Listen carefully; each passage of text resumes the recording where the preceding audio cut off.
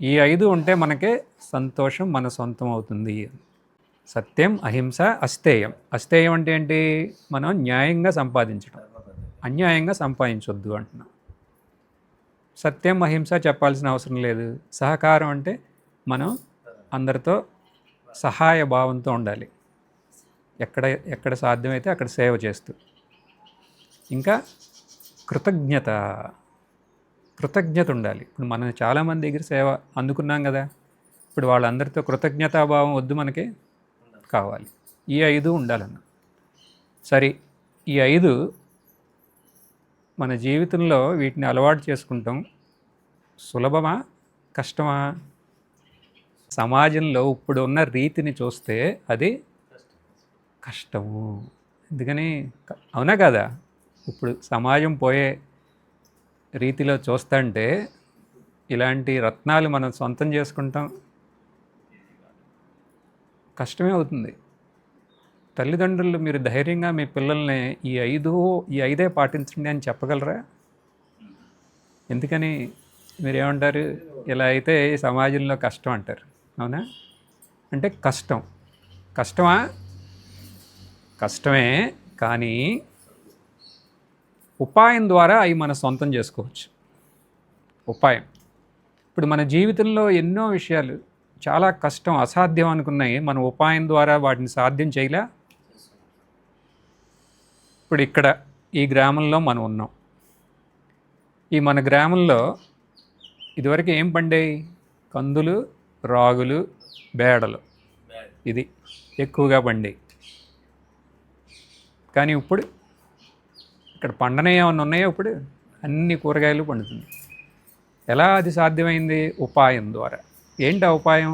Bore వేసాం, drip సాగు చేసాం, ఇక్కడ అన్నీ పండిస్తున్నాం, దేశం మొత్తం పంపుతున్నాం. ఇక్కడ దేనివల్ల? ఉపాయం. అంటే ఉపాయం ద్వారా మనం ఏదన్నా సాధించవచ్చు.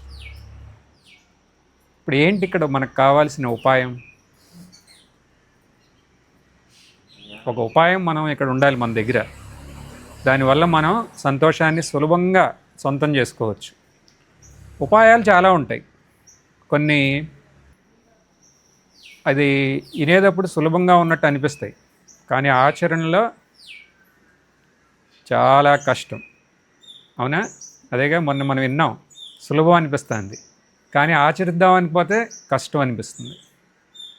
ఇంకొన్ని ఉంటాయి, అది కష్టం కాదు, సులభమే, కానీ వినేటప్పుడు బాగుంటుంది, కానీ తర్వాత అది ఆచరించడానికి వెళ్ళినప్పుడు మనకి దుఃఖం వస్తుంది. దుఃఖం తర్వాత మళ్ళీ సుఖం. అంటే ముందు దుఃఖం, తర్వాత సుఖం. అలాంటి ఉపాయమా? కాదు. మరి ఎలాంటి ఉపాయం ఇది?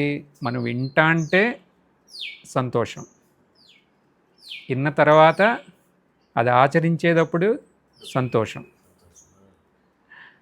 పరిణామం పరమ సంతోషం. అలాంటి మార్గం, అలాంటి ఒక ఉపాయం ఉంది ఇక్కడ. ఏంటి ఆ ఉపాయం? అలాంటి ఒక ఉపాయం ఏంటి అంటే భక్తి సాధన అని అంటున్నాం. అలాంటి ఉపాయం భక్తి సాధన. ఇప్పుడు ఇక్కడ భాగవతం వినేవాళ్ళు ఉన్నారుగా, వాళ్ళందరూ అంటారు ఇది మాకు ఎప్పుడో తెలుసు. అవునా? సరే, ఆ తెలిసిన వాళ్ళని ఒక 2 క్వశ్చన్లు అడుగుతా. భక్తి యొక్క మూల అంశాలు ఉన్నాయి, 2 అంశాలు. ఏంటయ్యి? భక్తి యొక్క ముఖ్యమైన ఆధార స్తంభం ఏది? అది లేకపోతే భక్తి అనేది సాధ్యమే కాదు. ఏదై ఉండొచ్చు అది?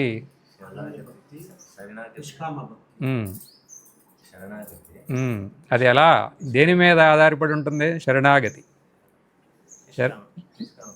శరణాగతి అంటే అక్కడ మనకి ఒక నమ్మకం ఉండాలి, ఒక విశ్వాసం ఉండాలి. ఫస్ట్ కావాల్సింది ఇంతే, ఒక విశ్వాసం, దృఢమైన విశ్వాసం, నమ్మకం. దీనివల్ల వచ్చేది శ్రద్ధ. అవునా? ఇది మనకి వినటానికి కష్టంగా ఉంది, కానీ ఇప్పుడు మనం ఒక పసిబిడ్డను చూద్దాం. పసిబిడ్డ చిన్నప్పుడు ఏం చేస్తాడు? ఎప్పుడు వాళ్ళ అమ్మనే అంటి పెట్టుకుని ఉంటాడు, దూరంగా వెళ్ళడు, ఎప్పుడు అమ్మతోనే. అవునా? కొంచెం స్నానం చేద్దామని పక్కన పెడితే వాడు ఏం చేస్తాడు? గొడవ చేస్తాడు. ఆ గంట మనం వాడిని ఆపడానికి ఎంతో కష్టపడాలి.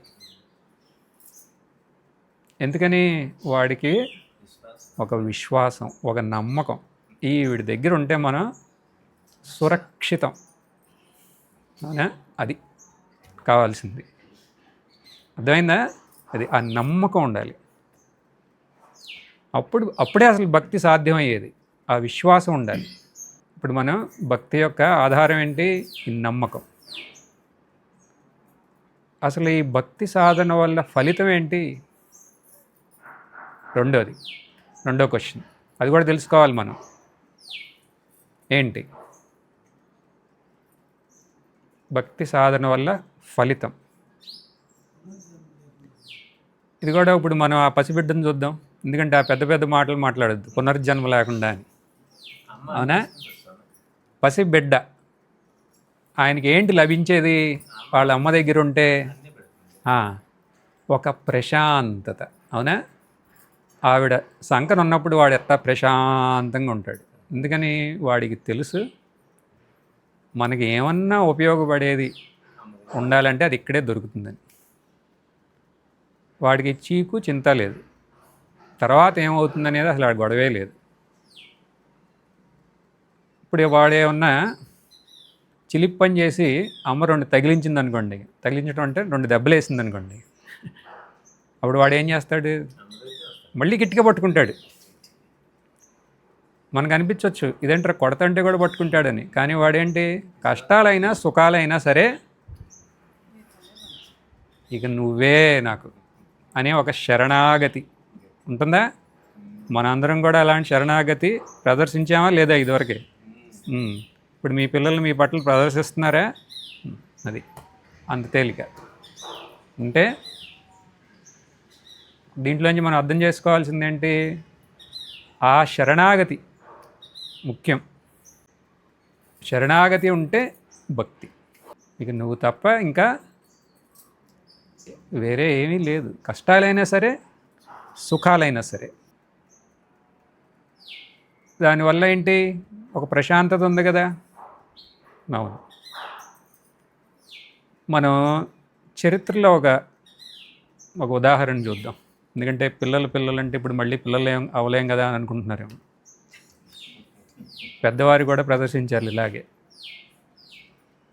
మీరు అనంత పద్మనాభ స్వామి దేవాలయం గురించి విన్నారా? ఎక్కడ? కేరళ తిరువనంతపురం. మార్తాండవర్మ రాజు పరంపరలో ఉన్న క్షేత్రం అది. మీరందరూ ఎందుకు విన్నారు? ఎందుకంటే న్యూస్లో వాళ్ళకి 1,00,000 కోట్లు బంగారం ఆ గుడి కింద ఉంది, గుడి స్వాధీనంలో ఉంది అన్నప్పుడే కదా విన్నారు. దానికన్నా గొప్ప విషయం ఇంకోటి ఉంది అక్కడ. అసలు ఆ స్వర్ణం అక్కడికి ఎలా వచ్చింది?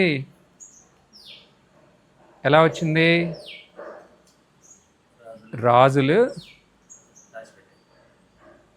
వాళ్ళ యొక్క సంపద, ఆయనది కాదు, మొత్తం రాజ్యం సంపద అంతా ఆయనకి సమర్పించారు.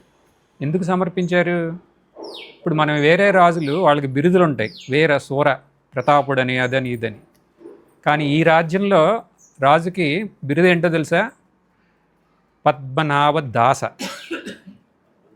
పద్మనాభ దాస. నేను దాసుణ్ణి, ఈ రాజ్యం మీది, మీ తరపున నేను సేవ చేస్తున్నా. ఏంటి? ఈ రాజ్యాన్ని భరించటం. ఇంకొకళ్ళు సేవ చేస్తున్నారు. ఏంటి? ఇక్కడ కృషి చేయటం. మొత్తం ఇక్కడ ఉండే సమస్త ప్రజలు ఆయన సేవలో ఉన్నారు. అందరం దాసులమే, రాజుగాడి నుంచి అందరూ. ఆయనే అక్కడ యజమాని. దానివల్ల వాళ్ళు సుఖంగా శాంతంగా ఉన్నారు. అది ఎలా చెప్పగలరు మీరు అంటే, టిప్పు సుల్తాన్ తెలుసా మీకు? తెలుసు కదా, మీ ఊరే కదా. ఇక్కడి నుంచి ఆయన దండయాత్ర చేశారు కేరళలో. ఒక్కొక్క రాజ్యాన్ని కొట్టుకుంటూ వెళ్ళారు. వీళ్ళకి తెలిసింది, ఎవరికి? ఈ తిరువనంతపురంలో ఉన్న వారికి ఏం చేశారు? వారు నిశ్చింతగా ఉన్నారు. ఎందుకని? మనం చేసే కార్యక్రమం మనం చేయాలి. ఏం చేయాలి? వాళ్ళు యుద్ధం చేయాలి కదా, యుద్ధం చేయాలి కదా, సోమరులాగా ఉండలేరు కదా. కాబట్టి వాళ్ళు రెడీగా ఉన్నారు చేయటానికి. ఇప్పుడు మనం ఎందుకు చేస్తున్నాం ఇదంతా?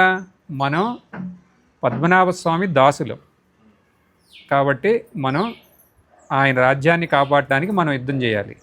కానీ తర్వాత ఏమవుతుంది? ఏమన్నా అవ్వచ్చు. టిప్పు సుల్తాన్ అంటే చాలా పెద్ద సైన్యం, వీళ్ళదే చిన్న రాజ్యం, ఏదన్నా అవ్వచ్చు. అయినా సరే మనం వెనకాడద్దు అని రెడీగా ఉన్నారు. ఇక్కడ ముఖ్యమైన విషయం ఇక్కడ ఏమైంది? టిప్పు సుల్తాన్ ఎక్కడి వరకు వచ్చాడు? త్రిశూర్ దాటాడు. తర్వాత పెరియార్ నది ఆకస్మికంగా వరద వచ్చింది. అక్కడ వరద వచ్చి ఈయన తీసుకెళ్ళిన ముందుగుండు సామాన్ అంతా పడైపోయింది. తర్వాత వరద తగ్గింది. కానీ కేరళ మార్షీ ల్యాండ్ అంటే అక్కడ అంత నీరు అంశం ఎక్కువ ఉంటుంది కదా, ఆ ఫిరంగులు వెళ్తాయా అక్కడికి? వెళ్ళవు. ఇది మరీ కష్టంగా ఉంది, ఇక ఇప్పుడు యుద్ధం చేయటం చాలా కష్టం, తర్వాత వద్దాంలే అని వెనక్కి వచ్చేసాడు. మళ్ళీ అక్కడికి వెళ్ళగలిగాడా? ఏది ఆంగ్లో యుద్ధం వచ్చింది కదా, బ్రిటిష్ వారు యుద్ధం చేసి ఆయన్ని హతమార్చారు. సో ఇక్కడ ఏంటి? పూర్ణ శరణాగతి వల్ల శాంతితో ఉండగలిగారా వారు? పూర్ణ శరణాగతి వల్ల రాజ్యంలో ఉన్నవాళ్ళు శాంతితో ఉన్నారా?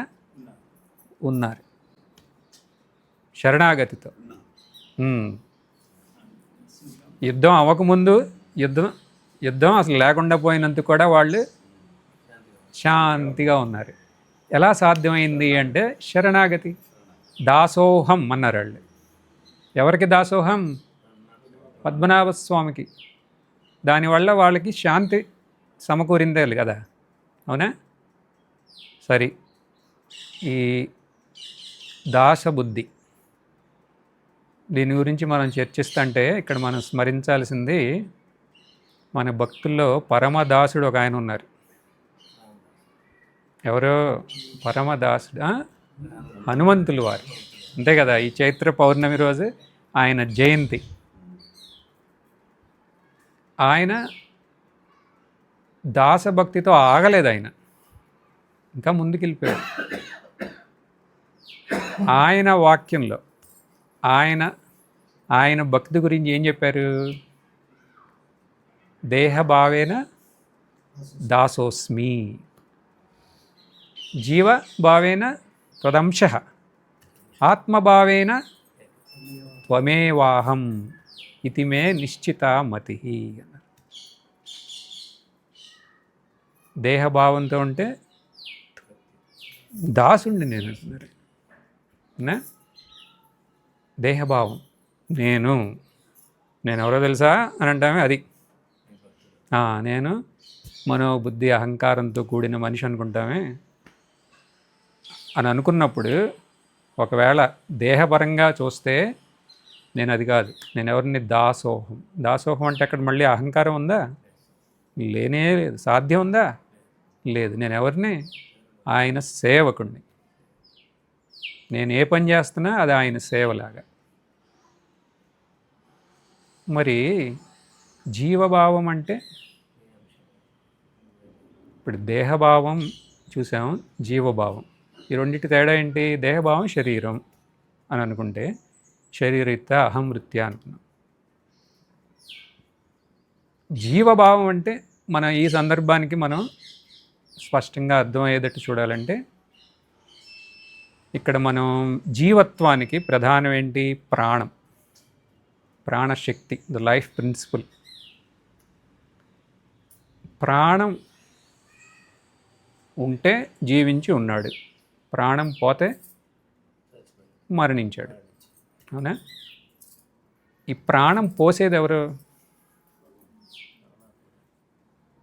పరమాత్ముడే కదా, అవునా? ఆయనే.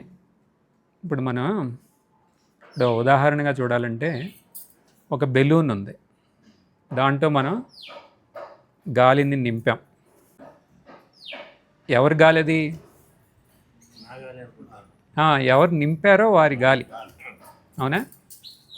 అలాగే ఇప్పుడు ఇక్కడ జననం అంటే ప్రాణం పోశారు. అదేగా మనకి బొమ్మను చేసి ప్రాణం పోసి. ఇక్కడతో ఆగుదాం. బొమ్మను చేసి ప్రాణం పోసారు. ఈ బెలూన్లో గాలిని నింపారు. ఈ ప్రాణం పోసింది ఎవరు? ఈశ్వరుడు. ఆ గాలి ఆయన అంశం. అవునా? ఇప్పుడు మనలో ఎవరున్నారు? ప్రాణం ఉందా? ఎవరిది? పరమాత్ముడిది. ఆయన అంశమే మనలో ఉందంటున్నాం. అంటే అందరిలోనూనా? అందరిలోనూ ఉన్నదే ఆయన అంశమే. అలాగైతే ఒక సంశయం రావచ్చు. ఏంటి ఆ సంశయం? నేను ఈ భగవంతుడు తిరుపతిలో ఉన్నాడు, లేకపోతే ధర్మస్థల్లో ఉన్నారు, లేకపోతే శ్రీశైలంలో ఉన్నాడు అని అనుకుంటున్నాను. ఆయన అక్కడే కదండి ఉంది. మరి ఆయన అంశం నేను ఎలా అవుతాను? ఆయన అక్కడ ఉన్నారు, నేను ఇక్కడ ఉన్నాను. ఎలా అవుతాం అంశం? ఇలాంటి సంశయం రావచ్చా? రావచ్చు. ఎందుకని వచ్చింది ఈ సంశయం? మనకు తెలుసు ఈశ్వరుడు అంటే ఎవరో, కానీ ఆ జ్ఞానాన్ని మనం అప్డేట్ చేసుకోవాలి. అప్డేట్ అంటే ఏంటో తెలుసుగా, ఇప్పుడు అందరికీ తెలుసు. ఎందుకని మొబైల్ అప్డేట్ చేసుకుంటూ ఉంటారు అప్పుడప్పుడు యాప్స్ని. అది అలాగే మనకి భగవంతుడి గురించి ఒక జ్ఞానం ఉంది పసితనంలో.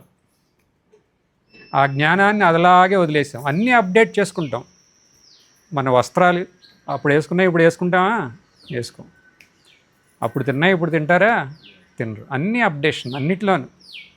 అప్పుడు వాడిన ఫ్యాన్ ఇప్పుడు వాడుతున్నారా? లేదు. అప్పుడు వాడిన లైట్ ఇప్పుడు వాడుతున్నారా? లేదు. కానీ ఈ జ్ఞానాన్ని ఏం చేసాం? మనకి పసితనంలో మన అమ్మగారు చెప్పిన జ్ఞానం, దాన్ని భద్రంగా ఉంచుకుని దాన్ని మళ్ళీ మార్చలే. ఎవరు తప్పది? మన తప్పే కదా. ఇప్పుడు మనం చేయాల్సింది చాలా సులభం. ఆ జ్ఞానాన్ని కొంచెం అప్డేట్ చేసుకోవాలి. అసలు ఎవరు ఈ భగవంతుడు అనేది? ఎవరు ఈ భగవంతుడు? ఎక్కడున్నాడు ఈ భగవంతుడు? ఎక్కడున్నాడు? అందరిలోనూ ఉన్నాడు. సర్వవ్యాప కాదా ఆయన? సర్వవ్యాపి. ఆయన చేయలేనిది ఏమన్నా ఉందా? సర్వశక్తి సంపన్నుడు కదా. ఆయనకి తెలవనిది ఏమన్నా ఉందా? సర్వజ్ఞుడు. ఇది భగవంతుడు సర్వవ్యాపి, సర్వశక్తి సంపన్నుడు, సర్వజ్ఞుడు అని అనుకున్నాం అనుకోండి, మనకి ఏ సంశయం ఉండదు ఇక్కడ. ఇది భగవంతుడు అంటే. నేను పూజించే దేవుడు ఆయనే నీకు పూజించటానికి వీలుగా ఆ రూపంలో ప్రకటమయ్యారు. ఆయన అంశమే. అంటే నేను పూజించే దేవుళ్ళలోనే ఉన్నారా? కాదు, అంతటా ఉన్నాడు అంటున్నాను. అంతటా సర్వ చరాచరంలో ఆయనే ఉన్నారు.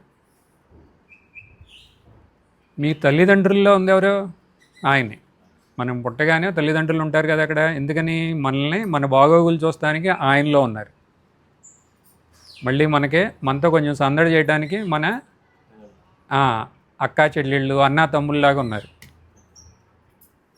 ఇరుగు పొరుగు వారు వీళ్ళందరూ ఆయనే. అంటే మన కోసమే. సమస్త ప్రాణుల్లోనూ ఇక ఆయన లేకుండా ఏదీ లేదంటున్నాం. ఇప్పుడు మనం ఒక విత్తనాన్ని భూమిలో పెట్టామనుకోండి, ఎన్నోసార్లు మనందరం పెట్టామా? అది బయటకు వచ్చి ఊపిరాడుతుంది. అప్పుడు ఊపిరాడినప్పుడు ఆ ఊపిరి ఎవరు పోసారు? పరమాత్ముడు అంశం ఉందా? మరి పరమాత్మ అంశం లేని జీవజాలం ఉందా? లేదు. మొత్తం అంతటా పరమాత్ముని యొక్క అంశమే ఉంది. అంశం కాకుండా ఇంకొకటి లేనే లేదు. ఇప్పుడు పరమాత్ముడు గుళ్ళోనే ఉన్నాడు అనే సంశయం పోయిందా? అంతటా ఉన్నాడా? ఉన్నాడు కదా. అప్పుడు అంతటా ఉంటే మనం సర్వ ప్రాణులతోనూ ఎలా ఉంటాం? ప్రేమగా ఉంటాం. ఇప్పుడు తల్లిదండ్రులు మన ఎదురుగుండా ఉంటే వాళ్ళని సేవ చేస్తామా? భగవంతుడు మీ సేవ అందుకుంటానికి ఎలా వచ్చాడు?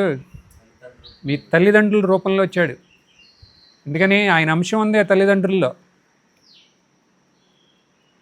మళ్ళీ ఇప్పుడు ఒక భార్య, భర్త, మీ కష్టాలు సుఖాలు పంచుకోవడానికి భర్తకి భార్యలాగా, భార్యకి భర్తలాగా వచ్చారు. ఆయన అంశమే ఉంది ఇక్కడ. మీ పిల్లల్లో కూడా ఉన్నది ఆయనే. ఆయన కాకుండా ఇంకొక ప్రాణం అనేదే లేదు. అప్పుడు ఎంత సహజంగా ఉంటాయి మనలో సుగుణాలన్నీ. భగవంతుడు కాకుండా రెండోది లేదు అని అనుకుంటే. ఇది స్పష్టమైతే మనం అనవసరమైన యుద్ధాలు చేస్తామా? చెయ్యం కదా. ఇన్ గాడ్ వి ట్రస్ట్ అనే మాట విన్నారా? భగవంతుణ్ణి మేము విశ్వసిస్తున్నాం అంటున్నారు. అది ఊరినే కరెన్సీల మీద రాసుకుంటే, బిల్డింగ్ల మీద రాసుకుంటే సరిపోతుందా? అలా రాసుకుని యుద్ధం చేయాలంటే వాళ్ళ ఉద్దేశంలో భగవంతుడు ఎక్కడున్నాడు? ఏ చర్చిలోనో, ఏ మందిరంలోనో, ఏ మసీదులోనో ఉన్నాడు. అలా దాక్కుని ఉన్నాడు అక్కడ. అలాంటి నమ్మకంతో యుద్ధాలు చేయగలం. లేకపోతే యుద్ధాలు చేస్తామా అనవసరంగా? ఎన్నటికీ చెయ్యం. ఇప్పుడు ఇవాళ మనం చర్చించిన విషయం అర్థమైందా? ఇవాళ మనం భగవంతుడు సర్వజ్ఞుడు, సర్వశక్తి సంపన్నుడు, సర్వవ్యాపి అనేది మనకి స్పష్టం అయిందనుకోండి. అప్పుడు మనకి ఆయన పట్ల అచంచలమైన విశ్వాసం ఉంటుంది. ఎందుకంటే ఆయనకు తెలవంది ఏమీ లేదు. అంటే మనం ఏం చేయకుండా ఉంటామో కాదు, మనం ఏం చేయాలో అది ఇంకా బలంగా చేయాలి. ఎందుకని మనం ఎవరికి సేవ చేస్తున్నాం? ఆయనకి సేవ చేస్తున్నాం. కానీ ఫలితం ఆయనకి ఎలా కావాలంటే అలాంటి ఫలితం ఇస్తారు. నిశ్చింతగా ఉండాలి. అన్నీ ఆయనే చేసేది. ఇప్పుడు దానివల్ల మనకేంటి? మనకి ఒక సెక్యూర్డ్ లైఫ్లో ఉంటాం. దానివల్ల మనకి ఈ దుఃఖం అనేది భయం, దుఃఖం, అస్వస్థత, అశాంతి ఇవన్నీ ఉంటాయా? ఉండవు. వాటి నుంచి ముక్తి పొందాం. అక్కడితో ఆగల. మనం ఇవాళ చూసింది ఆ అశాంతి యొక్క ముక్తే కాదు, అశాంతి నివృత్తి, ఇంకా ఆనంద ప్రాప్తి కూడా. ఆనంద ప్రాప్తం ఎలా అవుతుంది? ఆయనే సర్వచరాచరంలోనూ ఆయన అంశమే ఉంది. ఆయన అంశం కాకుండా ఇంకేమీ లేదు అన్నప్పుడు అందరితో ఎలా ఉంటాం? అందరితో సత్యం, అహింస, అస్థేయం, సహకార భావం, కృతజ్ఞతతో ఉంటామా? పంచరత్నాలు మన సొంతం చేసుకుంటాం. అప్పుడు దానివల్ల శాంతి. ఒక పక్కన అశాంతి దూరం అవుతుంది, ఇంకో పక్కన శాంతిమయం అవుతాం. అవును, ఇక్కడ ఎవరికన్నా ఒక డౌట్ ఉండొచ్చు. దాసభావం గురించి చెప్పారు, మళ్ళీ అంశం గురించి చెప్పారు. మరి ఆత్మభావం వల్ల ఏంటి వచ్చేది మనకి? మరి వీటి వల్లే అన్నీ అయిపోయినాయి కదా. మరి ఆత్మభావం వల్ల పరమానందం, భూమానందం. అదేంటి అసలు? ఆత్మభావం అంటే ఏంటి? అది ఎలా పొందాలి? వీటి గురించి చర్చించాలా? అది వచ్చే పౌర్ణమికి చర్చిద్దాం. సో ఇప్పుడు మనం ఈ రకంగా ఒక అచంచలమైన భక్తి, విశ్వాసంతో ఆయనని సర్వ ప్రాణుల్లోనూ దర్శిస్తూ మనం సత్ప్రవృత్తితో, దుఃఖ నివృత్తితో, ఆనంద ప్రాప్తితో జీవించాలని ప్రార్థిస్తూ సత్సంగం ఉపసంహరిద్దాం. ఓం పూర్ణమద పూర్ణమిదం పూర్ణాత్ పూర్ణముదచ్యతే పూర్ణస్య పూర్ణమాదాయ పూర్ణమేవావశిష్యతే. ఓం శాంతి శాంతి శాంతి.